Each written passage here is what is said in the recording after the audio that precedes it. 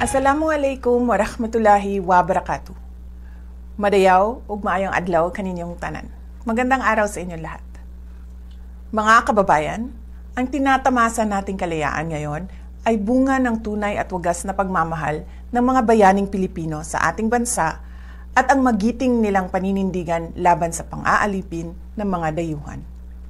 Sa kanilang mga sakripisyo at pagbubuwis ng buhay ay natamasa natin ang kalayaan at namuhay tayo bilang bansang isinusulong ang sariling adikain, interes o pangarap. Ang araw ng kalayaan ay pagkakataon hindi lamang upang ipagdiwang ang ating kalayaan, kundi upang paalalahanan din tayo sa ating tungkulin na bantayan, pangalagaan at ipagtanggol ito sa lahat ng panahon. Paglapastangan sa alaala ng ating mga bayani ang pagyakap sa kultura ng pagkaalipin. Paglapastangan sa diwa ng kalayaan ang pagsasawalang bahala sa paghihirap ng maraming pamilyang Pilipino at ang paglabag sa mga karapatan at sa batas. Kabilang sa mga hamon sa ating kalayaan ay ang pagmamalabis at katiwalian sa gobyerno, laganap na droga, problema sa edukasyon, kahirapan at gutom.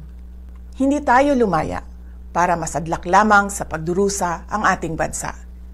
Hindi tayo lumaya para muling mawalan ng karapatan at maging alipin ng iilan. Ipinagmalaki natin sa mundo ang kalayaan ng mga Pilipino. Huwag nating isuko ang kalayaang ito sa mga taksil at walang malasakit sa ating mamamayan at sa ating bayan. Patuloy nating ipagtanggol ang ating kalayaan at kinabukasan mula sa mga mapang-alipin. Ang lahat ng ginagawa natin ay para sa Diyos, sa bayan at sa bawat pamilyang Pilipino. Syukran.